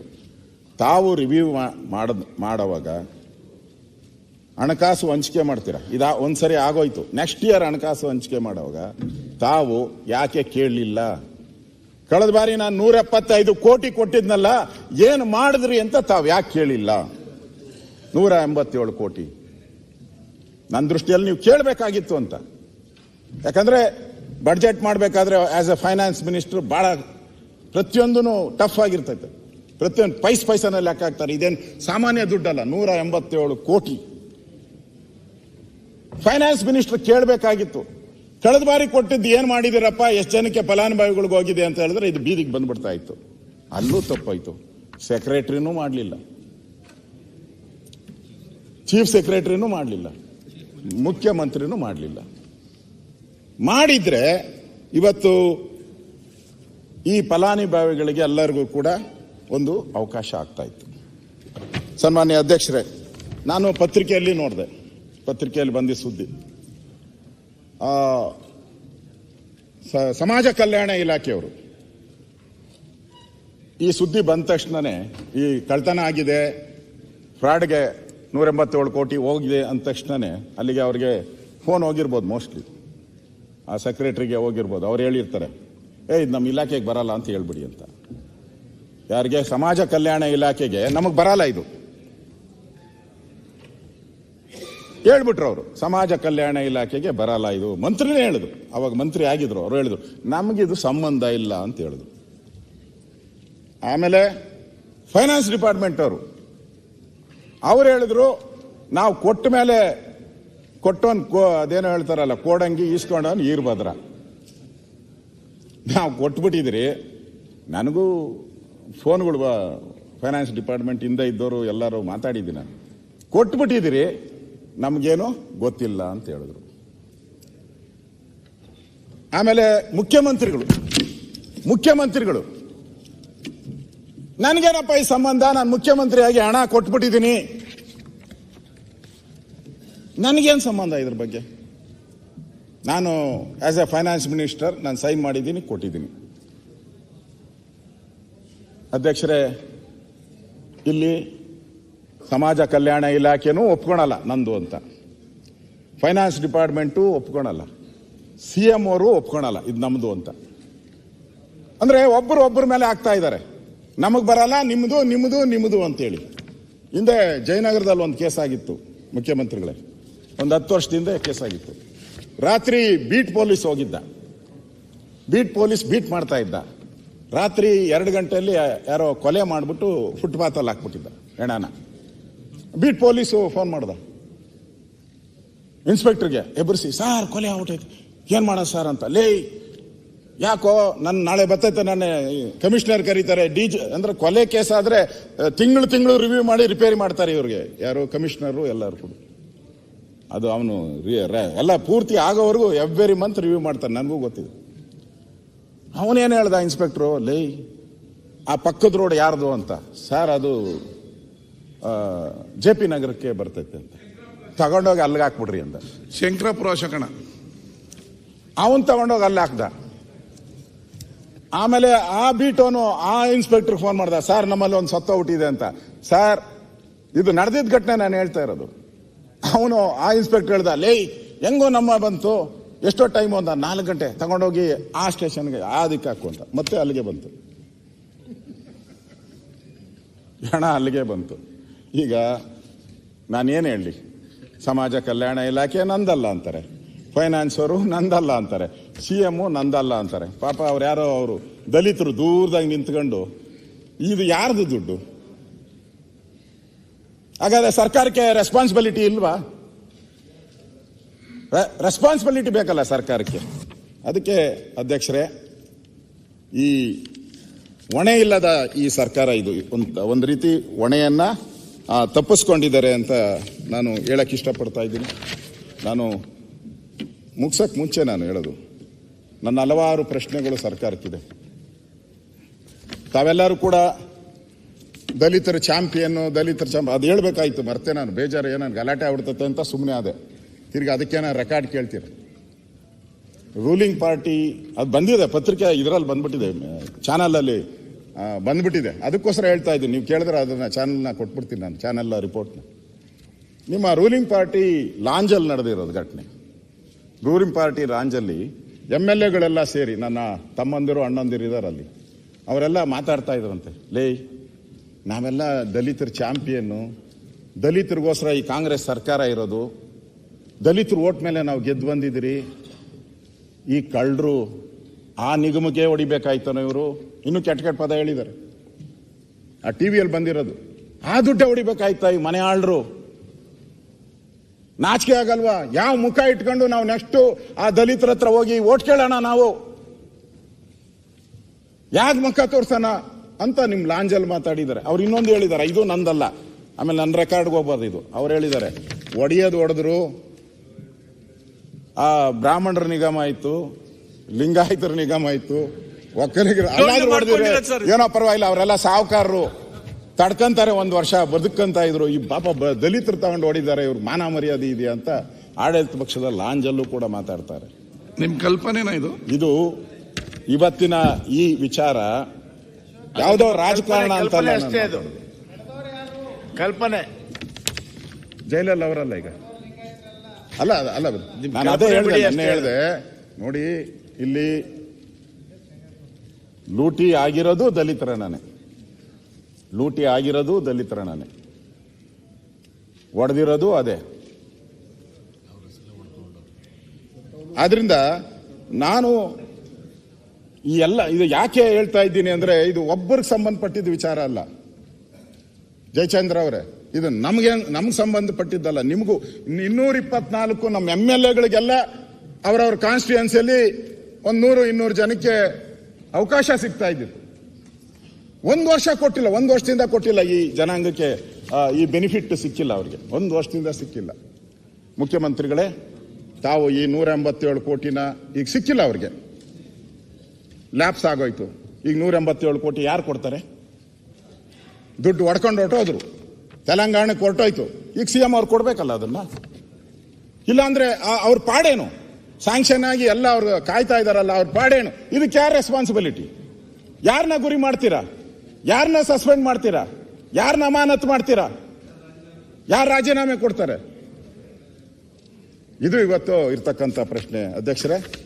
ಅದರಿಂದ ಇದು ಯಾರೋ ಒಬ್ಬರ ವಿರೋಧ ಪಕ್ಷದ ನಾಯಕರದಾಗ್ಲಿ ಮುಖ್ಯಮಂತ್ರಿದಾಗ್ಲಿ ಅಲ್ಲ ದುಡ್ಡಿದು. ಇಲ್ಲಿರೋಂಥ 224 MLA ಕ್ಷೇತ್ರಕ್ಕೂ ತಲುಪಬೇಕಾದಂಥ ಹಣ ಇದು. ನಮ್ಮ ಕ್ಷೇತ್ರದ ಮತದಾರರಿಗೆ ತಲುಪಬೇಕಾಗಿರೋ ಹಣ. ಅದಕ್ಕೋಸ್ಕರ ನಾನು ಎಲ್ಲರಿಗೂ ವಿನಂತಿಯನ್ನು ನಾನು ಮಾಡ್ತಾ ಇರೋದು. ದುರುಪಯೋಗ ಆಗಿದೆ ಈ ಹಣ.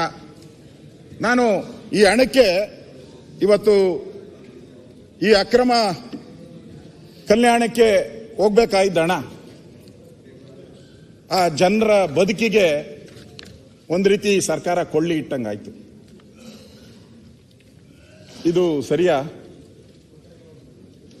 ಆ ಜನರ ಹಣಕ್ಕೆ ಕೊಳ್ಳಿ ಇಟ್ರಿ.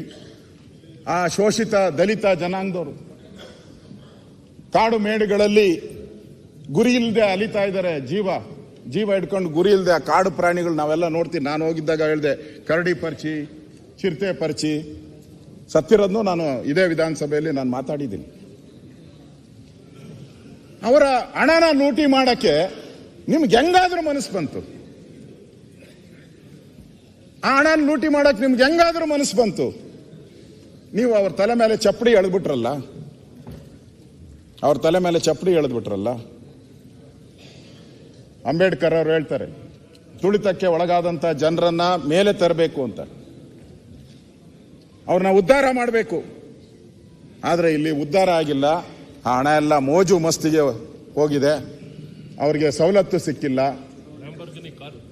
ಅವ್ರಿಗೆ ಒಂದು ರೀತಿ ಅವ್ರು ಯಾರು ಕಾಯ್ತಾ ಇದ್ರು ಅವ್ರಿಗೆಲ್ಲ ಒಂಥರ ಚಟ್ಟ ಕಟ್ಟಿಬಿಟ್ರಿ ನೀವು. ನಾನು ಮುಖ್ಯಮಂತ್ರಿಗಳಿಗೆ ವಿನಂತಿ ಮಾಡ್ತೀನಿ, ಸಚಿವರಿಗೆ ವಿನಂತಿ ಮಾಡ್ತೀನಿ, ದಯವಿಟ್ಟು ತಾವು ಆ ನನಗೂ ಗೊತ್ತಿದೆ ಮುಖ್ಯಮಂತ್ರಿಗಳು ಹೆಂಗೆ ಬಂದರು ಏನು ಅನ್ನೋದು ನನಗೂ ಗೊತ್ತಿದೆ. ಅವ್ರ ಜೀವನ ಚರಿತ್ರೆ, ಯಾವ ಸಮುದಾಯದಿಂದ ಬಂದಿದ್ದಾರೆ ಅಂತ ನನಗೆ ಗೊತ್ತಿದೆ, ಯಾವ ಹಳ್ಳಿಯಿಂದನೂ ಬಂದಿದ್ದಾರೆ, ಯಾವ ಬಡತನದಿಂದನೂ ಬಂದಿದ್ದಾರೆ ಅಂತ ನನಗೆ ಗೊತ್ತಿದೆ. ದಯವಿಟ್ಟು ಮುಖ್ಯಮಂತ್ರಿಗಳೇ, ಈ ST ಜನಾಂಗದ ಮನೆಗೆ ಹೋಗಿ ನೀವು ಒಂದು ದಿನ ವಾಸ್ತವ್ಯ ಮಾಡಿ, ಒಂದು ದಿನ ವಾಸ್ತವ್ಯ ಮಾಡಿ. ಅವ್ರ ಕಷ್ಟ ಏನು, ಅವ್ರ ಊಟಕ್ಕೆ ಎಷ್ಟು ಅಲಿತಾರೆ, ಜೀವನಕ್ಕೆ ಎಷ್ಟು ಅಲಿತಾರೆ, ಕೂಲಿಗೋಸ್ಕರ ನಾಲಿಗೋಸ್ಕರ ಬೀದಿ ಬೀದಿ ಸುತ್ತುತ್ತಾರೆ. ಆ ಹಣನ ಅವ್ರ ಮನೆಗೆ ಹೋದ್ರೆ ನಿಮ್ಗೆ ಅವ್ರ ಗೋಳು ಗೊತ್ತಾಗ್ತತೆ. ಈ ಕಳ್ಳರು, ಈ ಕದೀಮರು, ಈ ದರೋಡೆ ಕೊಡ್ರು, Google Pay, PhonePe, RTGS ಮೇಲೆ ಈ ಹಣನೆಲ್ಲ ಲೂಟಿ ಹೊಡೆದ್ರಲ್ಲ ಸನ್ಮಾನ್ಯ ಮುಖ್ಯಮಂತ್ರಿಗಳೇ. ಇದು ಯಾವ ಜನಕ್ಕೆ ಸೇರ್ಬೇಕಾಯಿತು ಅಂತ ನಾನು ಹೇಳ್ತಾ ಇದ್ದೆ. ಆ ಜನಗಳಿಗೆ ಆಗಿರತಕ್ಕಂಥ ಪಾಡನ್ನ ನಾನು ಹೇಳ್ತಾ ಇದ್ದೀನಿ ಅಧ್ಯಕ್ಷರೇ. ನಾನು ಕೂಡ ಒಂದ್ಸರಿ ನಾನು ವಿನಂತಿ ಮಾಡುವಂಥದ್ದು, ಪತ್ರಿಕೆಯಲ್ಲೂ ಬಂದಿದೆ, ಬೀದಿಗೆ ಬಂದಂತ ಬೀದಿಗೆ ಬೀಳುವ ಸ್ಥಿತಿಯಲ್ಲಿ ಚಂದ್ರಶೇಖರ್ ಕುಟುಂಬ ಅಂತ, ಬೀದಿಗೆ ಬೀಳುವ ಸ್ಥಿತಿಯಲ್ಲಿ ಚಂದ್ರಶೇಖರ್ ಕುಟುಂಬ ಅಂತ ಬಂದಿದೆ. ನಾನು ಬೆಳಗ್ಗೆ ನಾನು ಫೋನ್ ಮಾಡಿದೆ ಜ್ಞಾನೇಂದ್ರನ್ಗೆ, ಇವ್ರಿಗೆ ಅಲ್ಲಿದ್ದಾರ ಅಂತ. ಆ ಮನೇನು ಬಿಟ್ಟು ಹೊಟ್ಟಿದ್ದಾರೆ. ಆ ಮನೆಯಲ್ಲಿ ಇರಕ್ಕಾಗ್ತಾ ಇಲ್ಲ, ಅವ್ರ ಕೈಗೆ ಬದುಕಕ್ಕೂ ಆಗ್ತಾ ಇಲ್ಲ. ಚೆನ್ನಿ ಅವ್ರ ಮನೇನೆ ಖಾಲಿ ಮಾಡಿಬಿಟ್ಟಿದ್ದಾರೆ ಚನ್ನಬಸಪ್ಪನವರು. ಅವ್ರ ಮನೇನೆ ಖಾಲಿ ಮಾಡ್ಬಿಟ್ಟು ಅಂದ್ರೆ ಬದುಕಕ್ಕಾಗಲ್ಲ. ಅವ್ರು ಬರ್ತಾ ಇರೋದು 8,000 ಸಂಬಳ, ಕ್ಯಾಶುಯಲ್ ಲೇಬರ್ ಆಗಿ ಕೆಲಸ ಮಾಡ್ತಾ ಇದ್ದಾರೆ. 2 ಮಕ್ಕಳನ್ನ ಓದಿಸ್ಬೇಕು. ಬೀದಿಗೆ ಬಂದಿದೆ. ಯಾರಿಂದ ಬೀದಿಗೆ ಬಂತು? ಅಧ್ಯಕ್ಷ, ಈ ದಲಿತರ 187 ಕೋಟಿ ಹಣವನ್ನ ಪಕ್ಷದ ನಾಯಕರು ಲೂಟಿ ಮಾಡಿದ್ರಿಂದ ಬಂದಿದೆ ಅಂತ ಹೇಳ್ತಾ ಇದ್ದಾರೆ ನಿನ್ನೆಯಿಂದ. ಅದರಿಂದ ಇಬ್ಬರು ಮಂತ್ರಿಗಳು ಭೇಟಿ ಮಾಡಿದ್ದಾರೆ. ಮಧು ಬಂಗಾರಪ್ಪನವರು ವಿರೋಧ ಪಕ್ಷದ ಭೇಟಿ ಮಾಡಿದ್ದಾರೆ ಹೋಗಿ. ನಿನ್ನೆಯಿಂದ ಆ ತಾಯಿ ಆಮೇಲೆ ಮಾತಾಡ ಯಾರು ಅಂತ ಸ್ಪಷ್ಟಪಡಿಸಬೇಕು. ಹೊಸದೇ ಹೇಳ್ತೀನಿ. ಚಿನ್ನು ಶಾಸಕರ ಚಿನ್ನು ಅಂತ ಇದ್ದಾರೆ. ಚಿನ್ನು ಅವ್ರನ್ನ ಹಾಗೆ ಕರೆಯೋದು, ನಾವು ಹಾಗೆ ಕರೆಯೋದು ನಮ್ಗೆ ಅದಕ್ಕೆ ಕೇಳಿದೆ.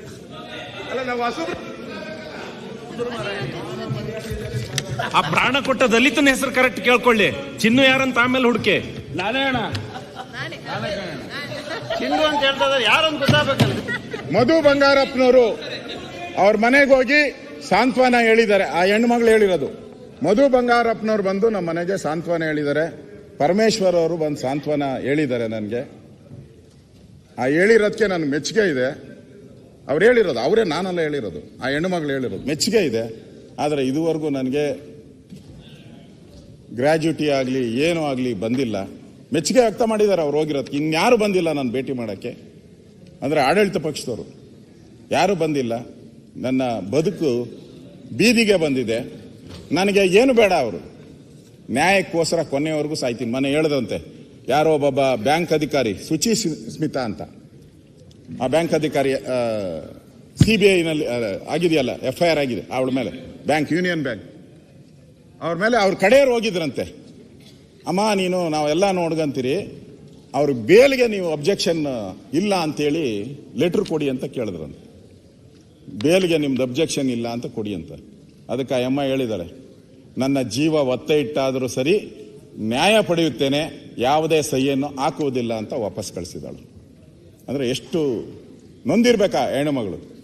ನಾನು ಸರ್ಕಾರನ ಕೇಳೋದು, ನಮ್ಮ ಮನೆಯಲ್ಲಾಗಿದ್ರೆ, ನಿಮ್ಮ ಮನೆಯಲ್ಲಿ ಈ ತರ ಒಬ್ಬ ಹೆಣ್ಣುಮಗಳಿಗೆ ಅನ್ಯಾಯ ಆಗಿದ್ರೆ, ಅಪರಾಧ ಮಾಡಿಲ್ಲ, ದುಡ್ಡು ಹೊಡೆದಿಲ್ಲ, ಲೂಟಿ ಹೊಡೆದಿಲ್ಲ, ಏನು ಮಾಡಿಲ್ಲ, ಅನ್ಯಾಯವಾಗಿ ಸಾವಾದರೆ ನಿಮ್ಮ ಮನೆಯಲ್ಲಾಗಿದ್ರೆ, ನಮ್ಮ ಮನೆಯಲ್ಲಿ ನಮ್ಮ ಅಕ್ಕನೋ ತಂಗಿಗೋ ಆಗಿದ್ರೆ ಸುಮ್ಮನೆ ಇರ್ತಾ ಇದ್ರ ನೀವೆಲ್ಲರೂ ಕೂಡ? ನಾವೆಲ್ಲ ಸುಮ್ಮನೆ ಇರ್ತಾ ಇದ್ರ? 187 ಕೋಟಿ ಅವನು ಸತ್ತಿಲ್ಲ, ಪ್ರಾಣ ತ್ಯಾಗ ಮಾಡಿಲ್ಲ, ತ್ಯಾಗ ಅಂತ ಹೇಳ್ತಾ ಇದ್ದೀನಿ. ಮಾಡಿಲ್ಲ ಅಂದ್ರೆ 187 ಕೋಟಿಗೆ ಬಿಲ್ ತಯಾರು ಮಾಡೋಕ್ಕೆ ಗೋವಾದಲ್ಲಿ ಕರ್ಕೊಂಡೋಗಿ ಅವಾಗ ಫಿಲ್ ಮಾಡಿಬಿಟ್ಟಿದ್ರು ಅವರು. ಅವನು ಅವಮಾನಕ್ಕೆ ಅಂಜಲಾರದೆ ನಾವು ಕೊಟ್ಟಿದ್ದಾನೆ. ಸನ್ಮಾನ್ಯ ಅಧ್ಯಕ್ಷರೇ, ಇವತ್ತು ನನ್ನ ಕೊನೆಯದಾಗಿ ನಾನು ಹೇಳೋದು, ನಾನು ಹೇಗೆ ಇದು ಫೈನಾನ್ಸ್ ಡಿಪಾರ್ಟ್ಮೆಂಟ್ಗೆ ಬರುತ್ತೆ ಅಂತ ಹೇಳಿದ್ದೀನಿ. ನಾನು ಹೇಗೆ ಇಲಾಖೆಗೆ ಬರುತ್ತೆ ಅಂತ ಹೇಳಿದ್ದೀನಿ. ಈ ವಾಲ್ಮೀಕಿ ಜನಾಂಗದ ಶಾಪ ನಿಮಗೆ ತಟ್ಟಬಾರ್ದು ಅಂತ ಹೇಳಿದ್ರೆ, ವಾಲ್ಮೀಕಿಯ ಶಾಪ, ಯಾಕಂದ್ರೆ ಹೆಸರಿಟ್ಬಿಟ್ಟಿದ್ದೀರ ವಾಲ್ಮೀಕಿ, ತಪ್ಪ ಆಗಬಾರ್ದು ಅಂದ್ರೆ ಈ 187 ಕೋಟಿ ಹಣವನ್ನ ಸರ್ಕಾರ ಕೂಡಲೇ ಬಿಡುಗಡೆ ಮಾಡಬೇಕು. ಕೂಡಲೇ ಬಿಡುಗಡೆ ಮಾಡಬೇಕು. ಓದಂತ ಯಾರು ಪಟ್ಟಿದೆ ಅವ್ರಿಗೆ ಬಿಡುಗಡೆ ಮಾಡಬೇಕು. ಈ ಅಕ್ರಮ ಏನಿದೆ CBI ತನಿಖೆ ಆಗಬೇಕು. CBI ತನಿಖೆ ಪೂರ್ತಿ SIT ಆಗ್ತಾ ಜೊತೆ ವಸೂಲು ಮಾಡಬೇಕು, ಬಿಡುಗಡೆ ಮಾಡಬೇಕು. ಮತ್ತು CBI 3 ತನಿಖೆಗಳು ಬೇಕಾ ಅವಶ್ಯಕತೆ ಇರಲ್ಲ, ಆಗ್ಬೇಕು. ಇದು ಫೈನಾನ್ಸ್ ಡಿಪಾರ್ಟ್ಮೆಂಟ್ ಬರೋದ್ರಿಂದ ಮುಖ್ಯಮಂತ್ರಿಗಳು ನೈತಿಕ ಹೊಣೆಯನ್ನ ಹೊರಬೇಕಾಗ್ತದೆ. ಬಿಟ್ಬಿಡಿ ಈ ಪುಸ್ತಕ ಎಲ್ಲ, ನಾನು ಕಾನೂನೆಲ್ಲ ಒಂದ್ಸಲ ಸೈಡ್ಗೆ ಇಟ್ಬಿಡ್ತೀನಿ. ಕಾನೂನೆಲ್ಲ ಒಂದು ಸೈಡ್ಗೆ ಇಟ್ಬಿಡೋಣ, ಬೇಡ. ಕಾನೂನು ಪ್ರಕಾರ ನಿಮಗೆ ಕಾನೂನು ಪ್ರಕಾರ ಬರುತ್ತದೆ, ಅಪರಾಧಿ ಈ ಸರ್ಕಾರನೇ. ಆದರೆ ಕಾನೂನು ಬಿಟ್ಬಿಡಿ. ಒಬ್ಬ ನೈತಿಕ ಹೊಣೆಯನ್ನ ಹೊತ್ತು ಮುಖ್ಯಮಂತ್ರಿಗಳು ರಾಜೀನಾಮೆ ಕೊಡಬೇಕು. ನೈತಿಕ ಹೊಣೆ, ಕಾನೂನು ಬಿಟ್ಬಿಡಿ. ಒಬ್ಬ ನೈತಿಕ ಒಂದು ಅಧಿಕಾರ, ನಾನಿದ್ದಾಗ, ನಾನು ಮುಖ್ಯಮಂತ್ರಿ ಆಗಿದ್ದಾಗ, ನಾನು ಫೈನಾನ್ಸ್ ಮಿನಿಸ್ಟರ್, 187 ಕೋಟಿ ದಲಿತರ ಹಣ ಈ ತರ ಹೋಗಿದೆ ಅಂತ ಹೇಳಿದ್ರೆ ನನಗೆ ಅವಮಾನ. ಇದು ಒಂದು ಅಮಾಯಕ ಪ್ರಾಣನೂ ಕೂಡ ದಲಿತ ಅಧ್ಯಕ್ಷರೇ, ಪ್ರಾಣ ಆಗಿದೆ. ಅಶೋಕ್ ಅವರೇ, ನಾನು ಅಶೋಕ್ ಅವರೇ, ಮುಖ್ಯಮಂತ್ರಿಗಳು ಇದರ ಅಶೋಕ್ ಅವರೇ ನೇರವಾಗಿ ಅವರು ಅಲ್ಲ ಮಾನಸಿಕವಾಗಿ ನೈತಿಕವಾಗಿ ಆಮೇಲೆ ಲಂಬಾಣಿ ಇಲ್ಲ ಇದಾಗಿದೆ ಎಲ್ಲ ಕೂಡ ಆಗಿದೆ ಅನ್ನೋದು ಪ್ರೂವ್ ಆಗಿದೆ. ನಾನು ಯಾರ್ಯಾರು ಏನೇನಿದ್ದಾರೆ ಅಂತ ಎಲ್ಲ ಹೇಳಿದ್ರು. ಅದಕ್ಕೆ ಮುಖ್ಯಮಂತ್ರಿಗಳು ಜವಾಬ್ದಾರಿ ನೈತಿಕವಾಗಿ ರಾಜೀನಾಮೆ ಅರ್ಪಿಸ್ತಾ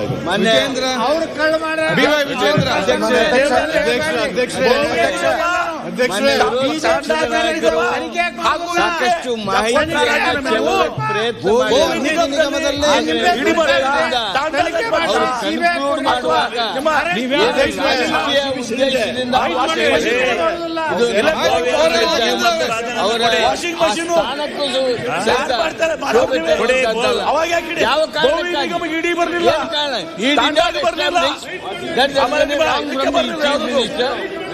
ಆ ಕಥೆ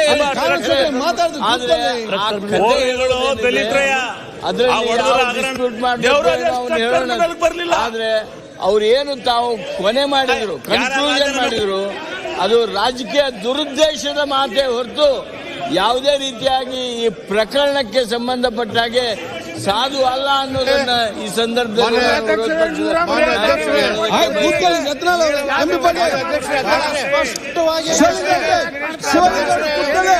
ನಾನು ಮನೆ ಅಧ್ಯಕ್ಷರೇ, ಮಾನ್ಯ ವಿರೋಧ ಪಕ್ಷದ ನಾಯಕರ ಮಾತು ಕೇಳಿದ್ವಿ. ನೀವು ಕೂತ್ಕೊಳ್ಳಿ, ನೀವು ಕೂತ್ಕೊಳ್ಳಿ ಅಲ್ಲಿ, ಆಮೇಲೆ ಮಾತಾಡೋದು. ಕೂತ್ಕೊಳ್ಳಿ. ನಾಗೇಂದ್ರ ಮಿನಿಸ್ಟರ್ ಕೊಡುವ ಶಿವಲಿಂಗೇಗೌಡ ಗಂಭೀರವಾಗಿ ಕೇಳಿದ್ವಿ. ಅವ್ರ ಮಾತನ್ನು ನೋಡಿದ್ರೆ ಎಲ್ಲ ಅವರು ಗೃಹ ಮಂತ್ರಿ ಆಗಿದ್ದವರು, ಅರ್ಗ ಜ್ಞಾನೇಂದ್ರ ಗೃಹ ಮಂತ್ರಿ ಆಗಿದ್ದವರು, ಗೃಹ ಮಂತ್ರಿಗಳಾಗಿ ಪೊಲೀಸ್ ಇಲಾಖೆಯನ್ನ ನಡೆಸಿರೋರು. ನಮ್ಮ ಪೊಲೀಸ್ ಇಲಾಖೆಯ SITನೇ ಸರಿ ಇಲ್ಲ ಅಂತ ಹೇಳಿ ವಿರೋಧ ಪಕ್ಷದಲ್ಲಿ ಕೂತ್ಕೊಂಡು ವಾದ ಮಾಡ್ತಾ ಅದನ್ನ ಬೆಂಬಲಿಸ್ತಕ್ಕಂಥ ರಾಜಕೀಯ ಅದರ ನೈತಿಕತೆ ಎಷ್ಟು ಮಟ್ಟಿಗಿದೆ?